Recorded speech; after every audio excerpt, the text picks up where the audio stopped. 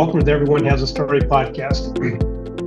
So we've all heard the line, "I'm not afraid of no ghosts," from the hit movie, The Ghostbusters, title song. So we're going to talk about ghosts today. And so we have many versions of ghosts. We've seen them depicted as the scariest things on this planet, and sometimes not even on this planet. And then we've also been introduced to, oh yeah, Casper, that friendly little ghost. And then there's everything in between. But really, this isn't about do ghosts really exist or not, but it's really about different scenarios in our life, different phases of life where we have those typical, what they said, like skeletons in the closet, ghosts in the closet that just somewhat rear their ugly head and kind of bring us to a new reality. But I've always been dying to tell this particular story of my life. And because of my guest speaker today and our title of Ghosts, I get to tell one of my favorite stories that I don't think I've ever said on my podcast before. So sit back and enjoy my version of Casper. So I just moved to Pittsburgh. I took a job at the company I was working for. I moved to Pittsburgh, and we find this beautiful little Cape Cod house up on this hill with a creek running through it, 4 acres of beautiful treed land. And we're thinking, oh my God, this will be great. You drive up this 200-foot Belgian block driveway up to the top where the driveway and the garage is. It was just picturesque. And so we bought it from an older couple. And, they always talk about how this was their dream house. But when we really got to know the story, they'd only been there for not quite a year. And they're immediately moving out. And so that gets you started. That got us started. But anyway, one night I'm in the living room, we're watching TV, and all of a sudden something caught my eye. It was like peeking around the corner at me, and it scared the holy heck out of me. It really startled me.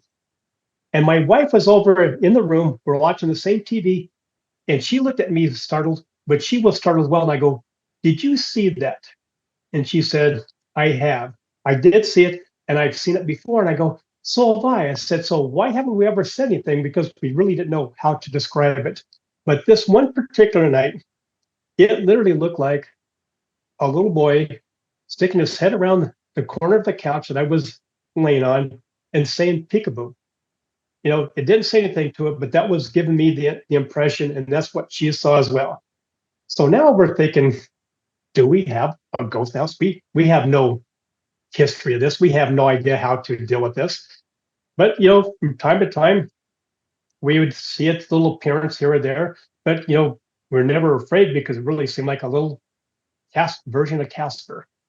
Well, talking to our neighbors, we never mentioned that we have a ghost, but we were just talking about the people that we bought the house from.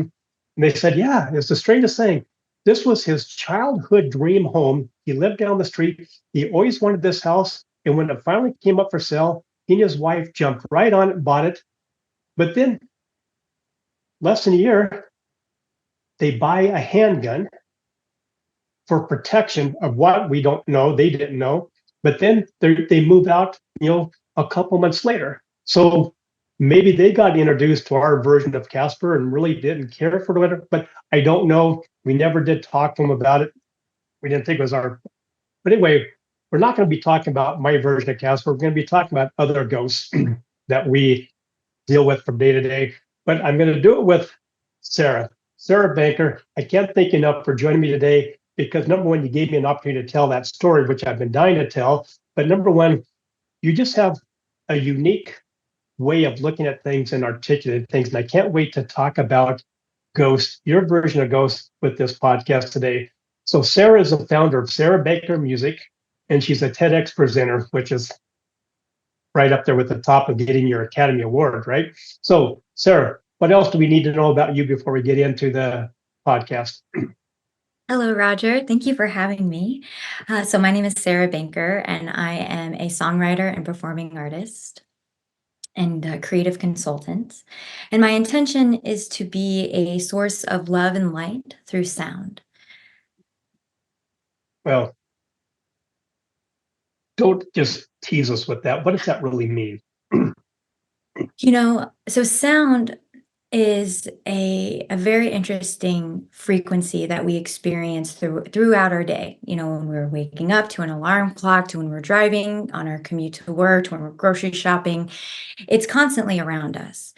And there are certain types of sounds that aggravate us, that soothe us.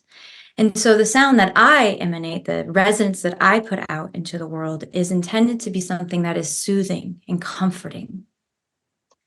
That's what that means. Well,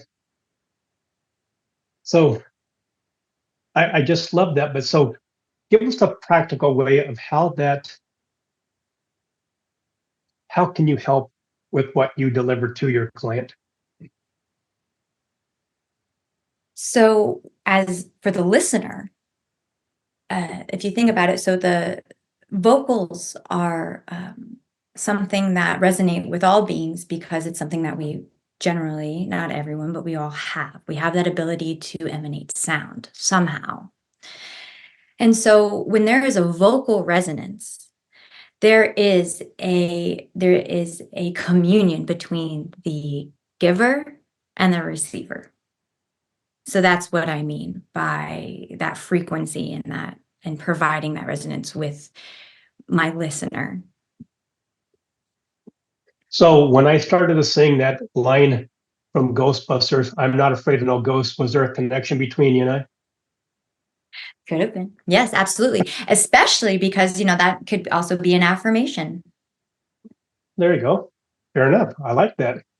Okay, so now when you and I very first met, we're having just your typical introductory conversation, and then you bring up ghosts, Mhm.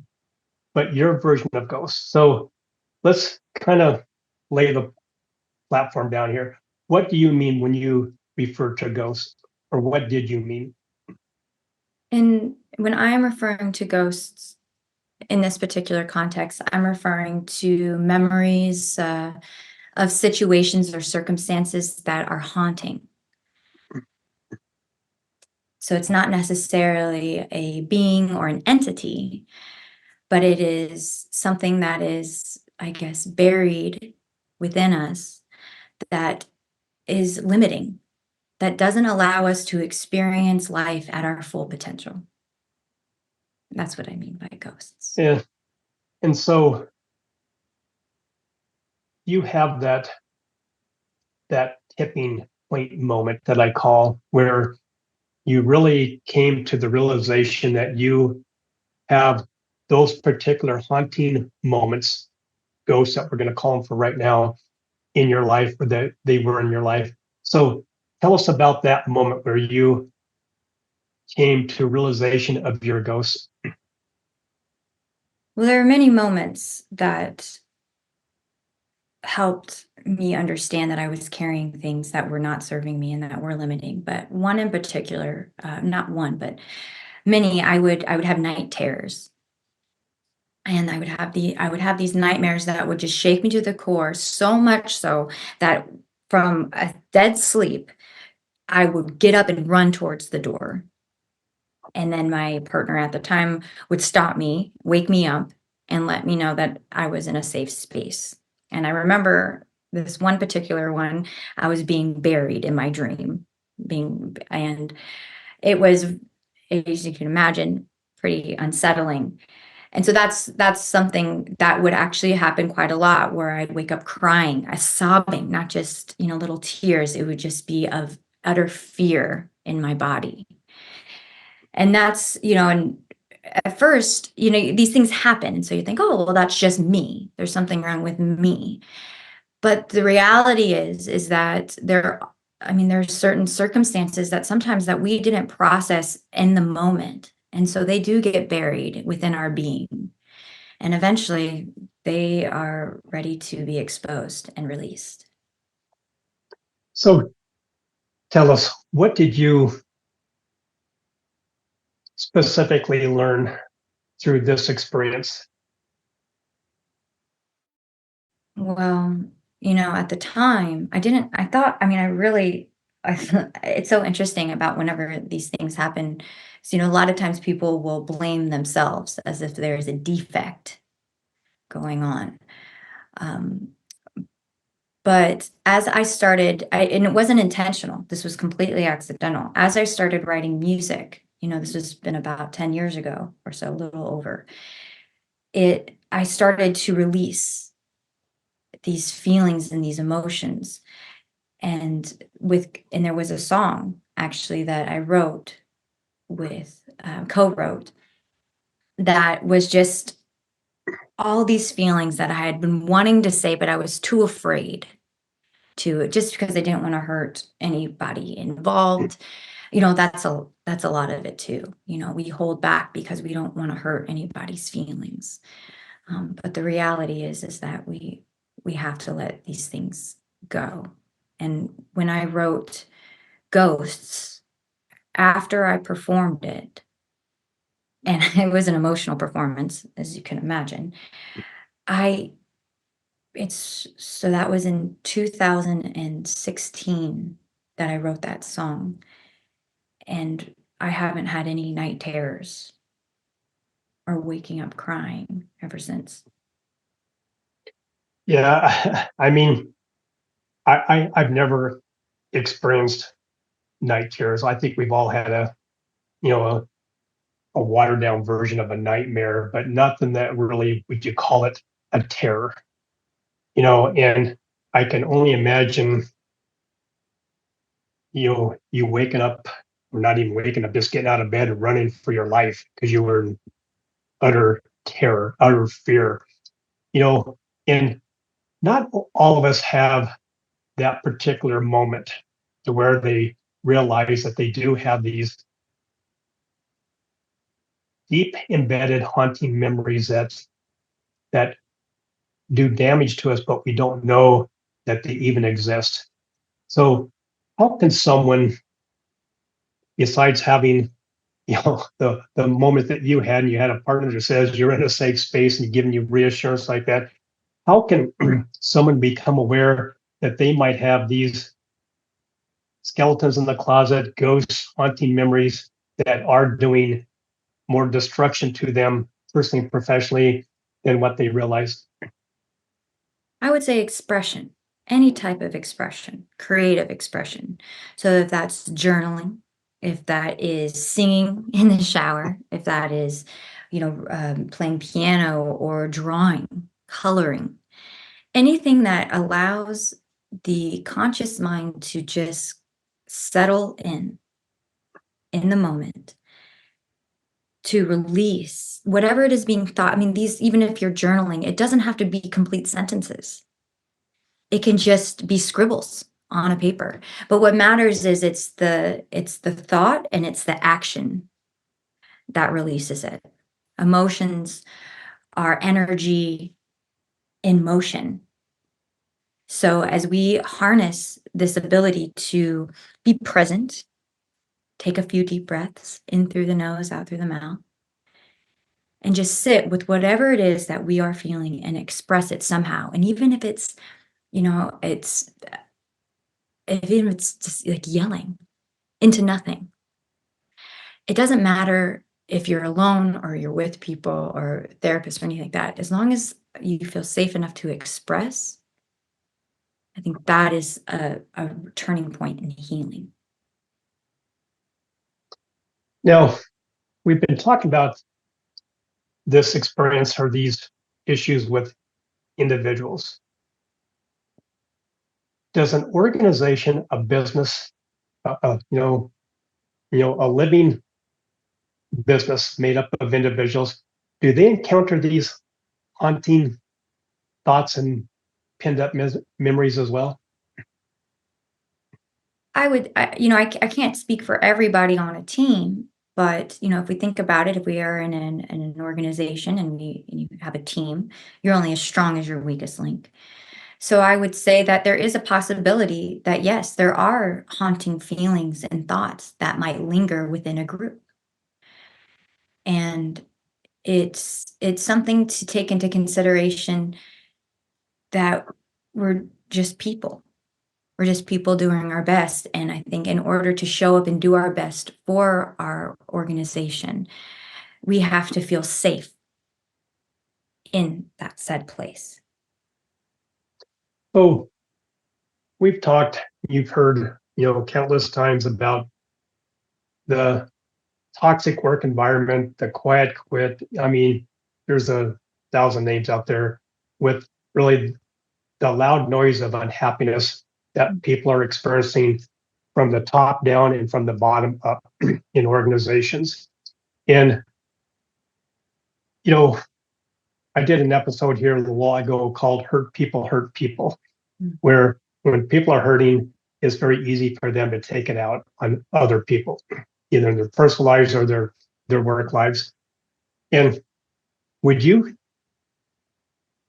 think that hurt people could be considered someone that is being haunted by these past embedded memories that they just haven't released yet? And so that could be the genesis of them hurting. Absolutely. And even if let's just say that they aren't, maybe they aren't like personal memories or experiences that are haunting them, we have cultural conditioning that is haunting a lot of people. A scarcity mindset of fear that there isn't enough. And so if you do have people in an organization who are acting out, that is a sign that they need help. And not to say that they need therapy or anything, that they just need attention. They need someone to recognize and see them like, hey, you're a person. And I see that there's something going on. What can we do to help you so that we can grow together as a team? Okay, so I've now been envisioning you with one of those one-piece jumpers that they wore on Ghostbusters, where they come in with that laser gun or phaser gun, whatever it was, to get that ghost into that little box that they contained. And so I want you to put your one suit jumper on, label it Ghostbusters. And now, how would you help that organization, those individuals who make up that organization? How would you help them or recommend helping them onto, exercise those ghosts, those demons, those things that are haunting them, and bring them to the surface, get them in that little box, and we can dump that box into some wasteland far, far away? So with an organization, I would meet with the head of HR, and we would take, I guess, account for all the people. These aren't numbers, right? These are human beings living and breathing and carrying around all their own stuff, personal and work related. So the first step would be to get to know the team, see how they work together. Do they work together? And what each individual needs in order for them to feel uplifted and supported by their organization. So that's step one, is observe, take note, and see how each person interacts. So it's nice about a consultant, it's coming from the outside and you're looking in. So you do have a broader scope. And so because if you think about it, the head of HR has a lot more to do than take, just let's like, I guess, take care of the team just in itself, if that makes sense, right? There's a lot of busy work to be done. And so it is nice when someone can come in from the outside and take note and interact, right? They're not numbers. I feel like that is the biggest thing that I hear about with team members, is that they feel like there's a number and then there's this bottom line that they're constantly trying to keep their neck like head above water. And who wants to work and live in that type of situation?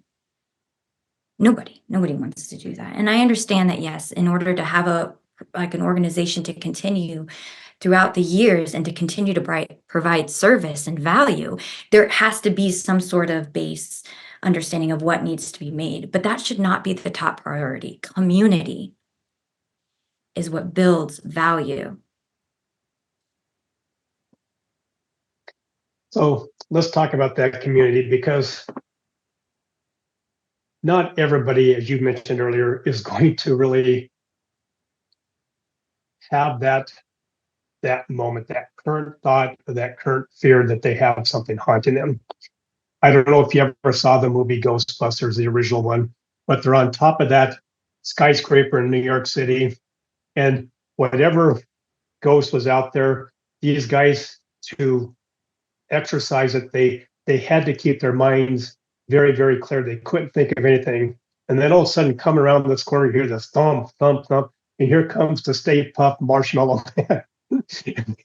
They all looked around, and one guy goes, "Sorry, I just couldn't help myself." And so here they had this goofy looking Stay Puft Marshmallow Man that was the evil haunting figure at this moment in time. And so when you're talking about things like this, not everybody is going to jump on board free of mind, clear of mind, to help with the process, because it kind of sounds kind of almost sci-fi, kind of hokey-ish, right?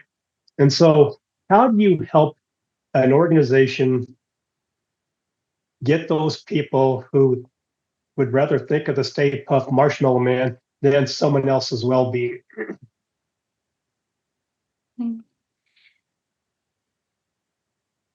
So the question is, how do you get people to not so much focus on their own situation and not think of the team and think of the community as a Yeah, whole? or maybe a non-believer that our past haunting things shouldn't really relate to what happens at work. There's always going to be that naysayer. Absolutely. I think with individuals such as that, I think time is what they need.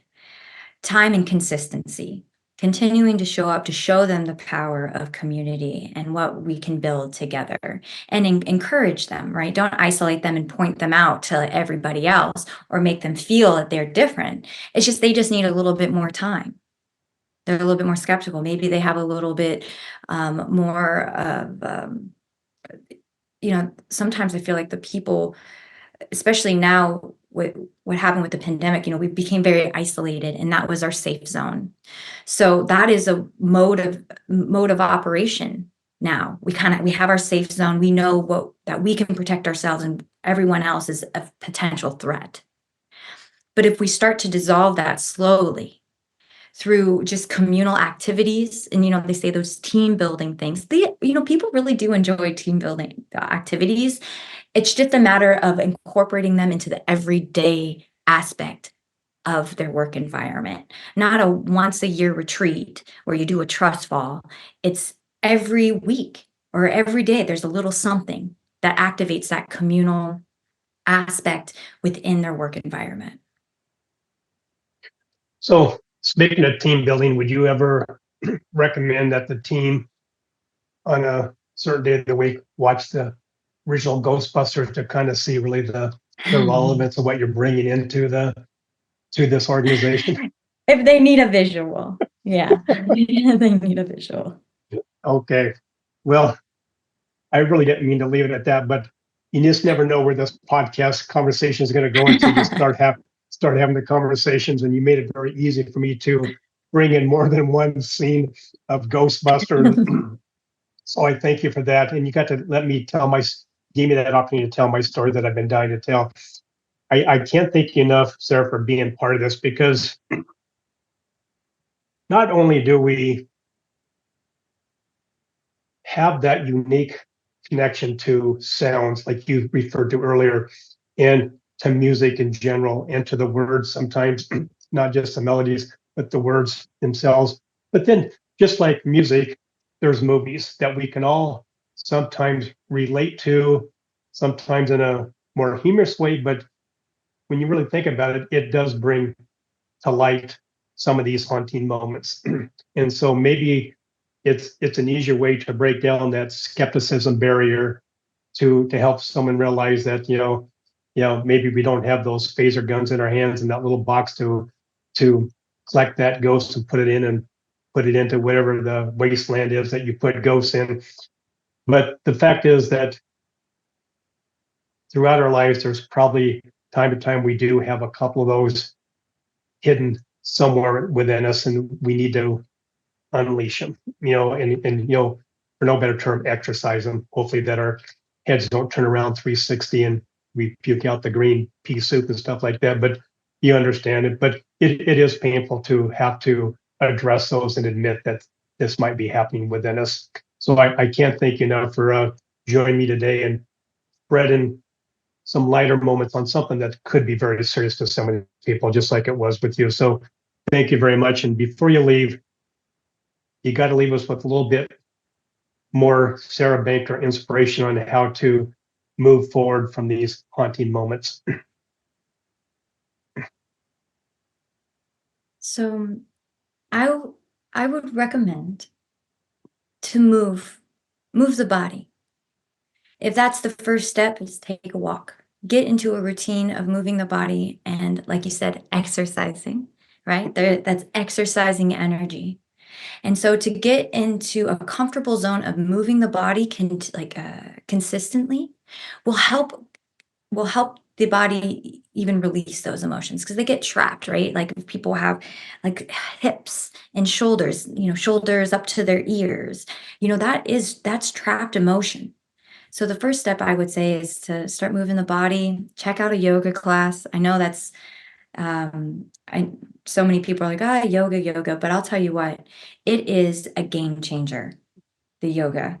If anybody is ever wondering, it can really shift not only your physical being, but also your mental and emotional being like that. Within 6 months, you can feel like a completely different individual. Well, thank you again. And is someone able to download your song Ghost? Yes, it's available on Spotify, on Apple Music.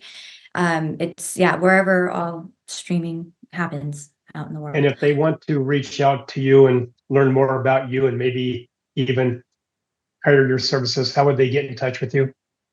So I have a website, sarahbankermusic.com. You can contact me through that website. I have LinkedIn under Sarah Banker, Instagram, Facebook, all of the medias.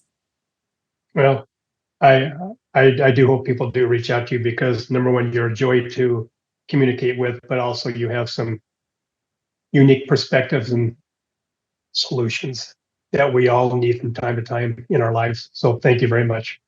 Thank you, Roger. It's been a pleasure. My podcast wouldn't be the same if it wasn't for my sponsors and my great supporters. So let me take this opportunity to thank each and every one of them. First of all, I want to thank Rebecca at Custom Bookkeeping and Accounting, delivering trustworthy bookkeeping services since 2003. Dave and Dara at Virtues Matter, making this world a much happier place to be with their Virtues Card app, coaching and workshops. Stephen at Buller Accounting, giving business owners depth and insight to their numbers. Eric and his team at Ivy Cat Web Design, the real superheroes of web development and design. Jennifer and Jean at the Seavers Real Estate Team, serving Pierce and Kitsap counties with their home buying and selling needs. Maury at the Maury Method, the world's only brainwave entrainment engineer, helping everyone have more clarity, less stress, and overall better brain health. Priya at Pivot My Profit, helping individuals and businesses have better control of their finances and more money at the end of their day. Melissa at the Soul Vibe Energy High, the queen of the aha moments, helping individuals find those holes in their cups, repair the hole, and gain back their positive energy. And finally, Rick at West Sound Recording. You talk, they do all the rest. Thank you, Rick, for all your efforts with the production and editing of my podcast.